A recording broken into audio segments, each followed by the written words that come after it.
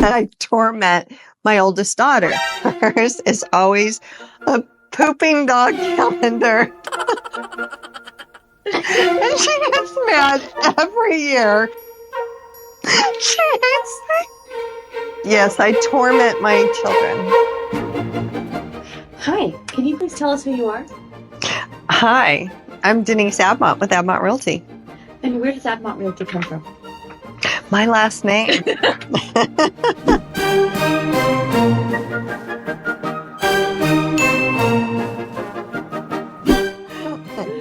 I am Abmont Realty. Who's the real boss? El Jefe is right here. Tell me something that nobody else knows. Nobody else knows. Or Well, would expect. Okay, expect.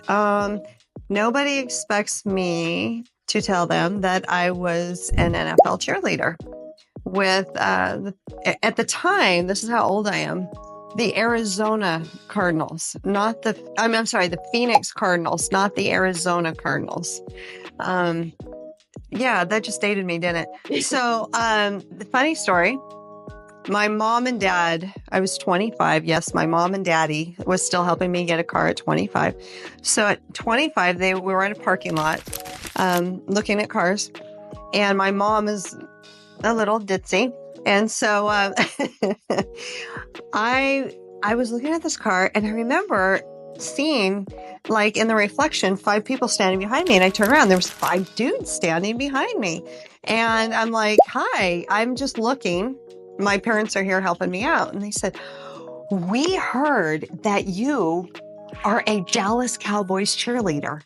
And I'm like, no, I'm with the Phoenix Cardinals. And it was so embarrassing. It was like mind melt altogether. They turned and walked away. My mom must have told them, I don't know where she would have pulled that out of. I mean, we're in Arizona and they were expecting to talk to a Dallas Cowboy cheerleader. And instead they got a Phoenix Cardinals. So they all turned around and walked away. Well, think about it. We're all in Arizona. So, I mean, it was not a big deal to bump into a cheerleader, I guess, over there. And then I danced in Super Bowl 30. And that was fun because I got to meet some celebrities down on the turf. That was a lot of fun. So I do like dancing. So why did you choose Idaho?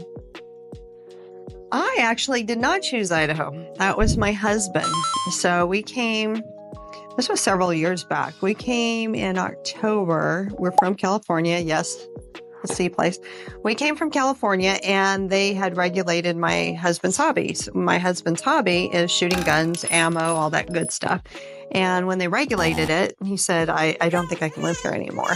And then the traffic, he would drive, we were in the Bay Area, he would drive from, say, Gilroy, all the way up to, I don't know, San Marin, and it would take hours and hours. So we felt like we were just spinning our wheels. And then the cost of living was insane. And we had 2 daughters that we had to raise, and we didn't feel that it was the right place to raise our kids. So we came here looking, and I remember it wasn't quite for me the first trip. I like warmth. I'm from Arizona Cardinals. But my husband just fell in love immediately. So we came with another family. And then that family, I remember we stayed in an Airbnb. They went with our realtor and we went and looked at schools with the kids. And she came in and it was raining. It was in February. They said it was the worst month to come. And it was cold, but it was raining. It wasn't snowing. And she looked like a little drowned rat. And I remember looking at her and her husband and I said, why are you staring at us? She dropped her purse and just said, I'm moving here with or without you. I'm like, everybody's drinking the Kool-Aid. What is it about Idaho? And so I remember asking that trip, every person that I talked to, like the waitress, I am at the airport being frisked. And I'm like, hey, do you like living here? And I remember her just patting me down going, I absolutely love it here. Not one person said anything negative. So I just put everything aside. You know, I don't like change that much. And so I put it aside and we all moved here and everybody loves it. My kids, both my daughters went to Boise State and one graduated and one's graduating next year. Would you say that your personality is playful? My personality, playful? It depends on the situation. So, for example, I feel like you are a very playful gift giver. So, what's the sneakiest way you've given a gift? Oh. Well, you can ask my daughters this one. Oh, yes. Okay, so we decided to have Christmas in Mexico one year. And the kids were just so upset. Christmas in Mexico, the tree, the whole thing. So I was able to we had a timeshare. I was actually able to get them to put a Christmas tree up with lights and the whole thing. But I thought about it. I didn't want to put gifts in the suitcase and have them stolen and just ruin Christmas. So I did things like I would get Monopoly money, like a little $50 bill. And I got what's called a screaming goat. I don't know if you guys have ever seen this. I didn't even know what it was, but it's so weird. It's a little goat about this tall on a platform, and it's a little book about screaming goats. And so I put a $50 bill, the Monopoly, in there. And so I'm laughing. My husband knows nothing about this. And they open it up and they're like, this is nice, Mom. Okay, next. I go, no, tap it. Tap its head. And you tap its head and it would just scream.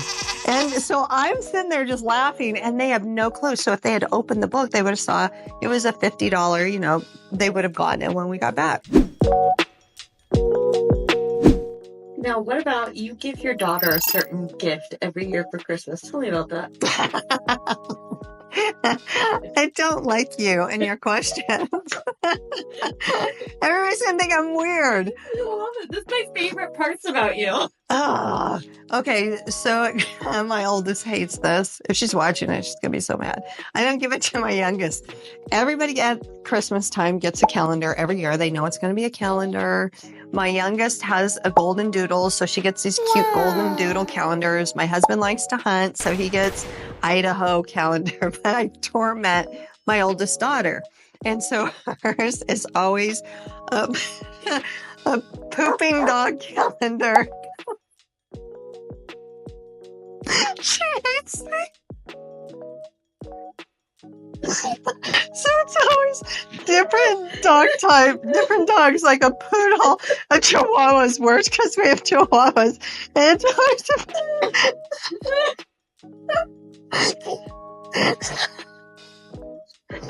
it's always a picture of a dog pooping. And she gets mad every year.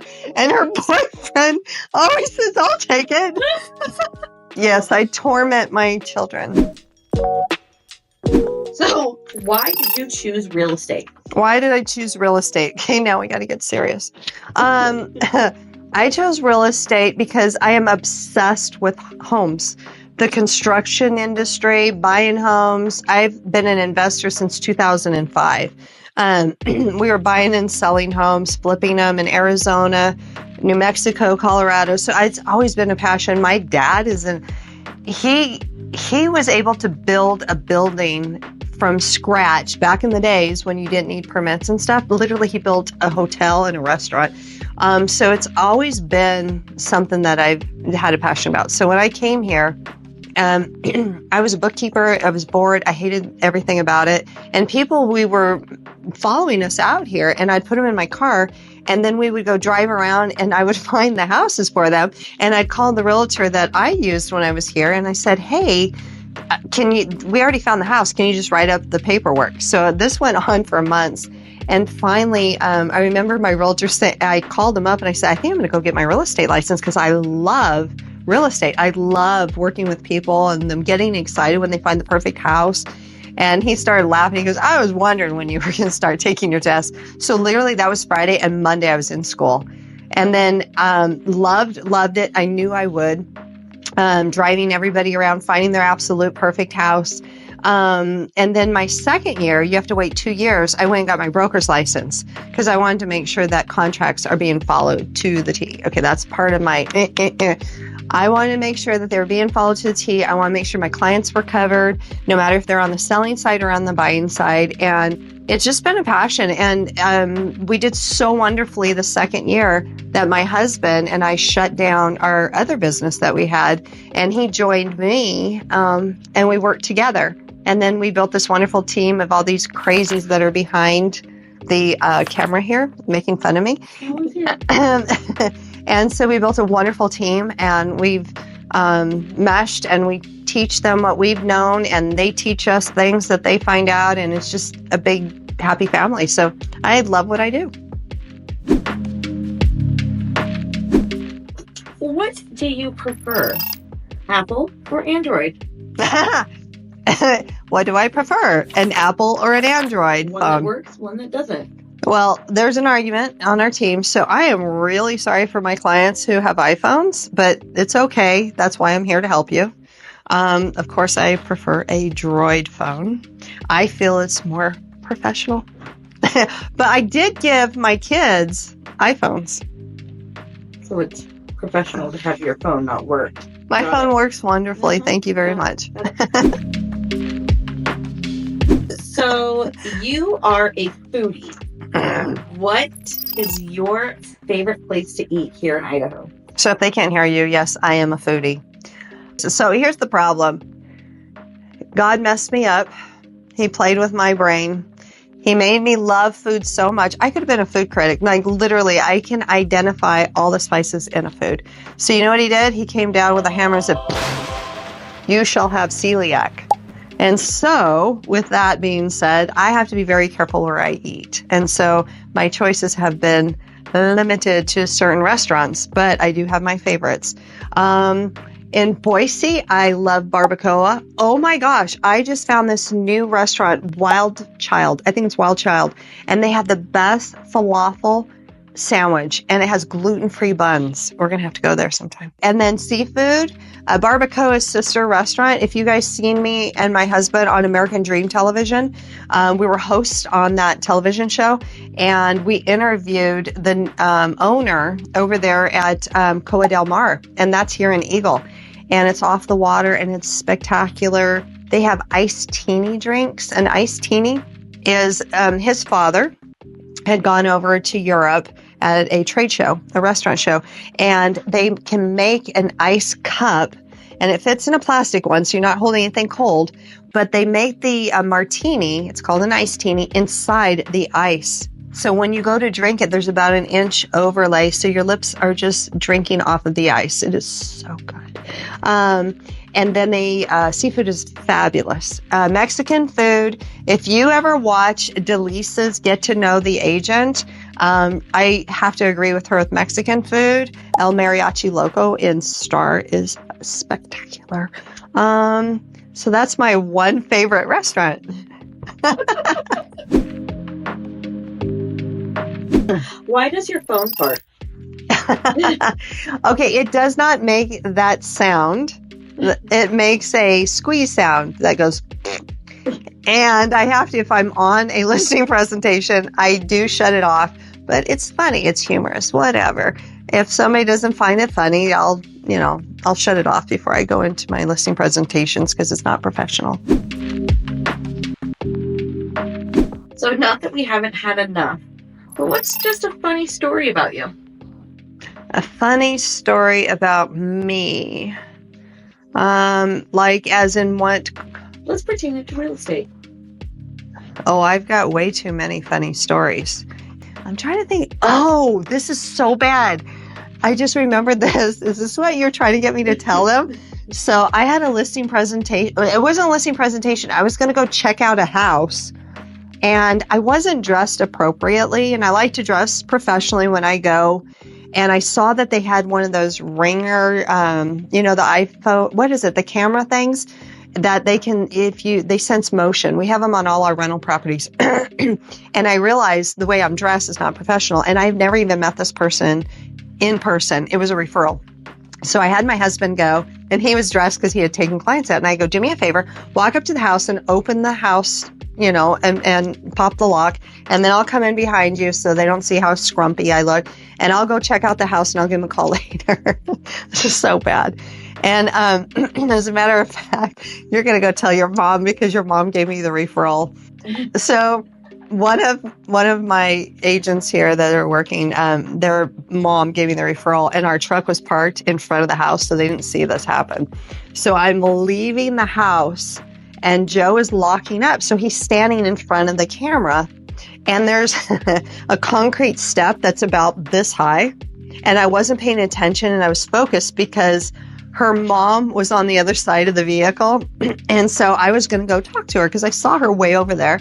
And I'm just walking along, and I face plant. Boom.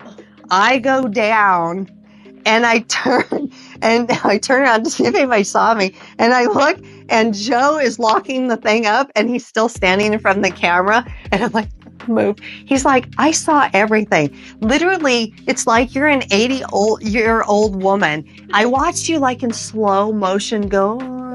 He goes, like, anybody could have caught themselves, but not you. You're just going down, down. He's like, I watched it. And sure enough, you go down, hands and knees, just on the concrete. And I was so embarrassed. So I look back and I see he was still hiding the camera. So I'm up as fast as I can, and I go around the truck. And then I see her mom standing there. Luckily, they didn't see that I am bleeding. My knees are bleeding. My hands are bleeding. I'm like, hey, what's up? Like nothing had happened. Now she's going to watch the video and know this happened. But yeah, that was so embarrassing. Luckily, they didn't see it, though.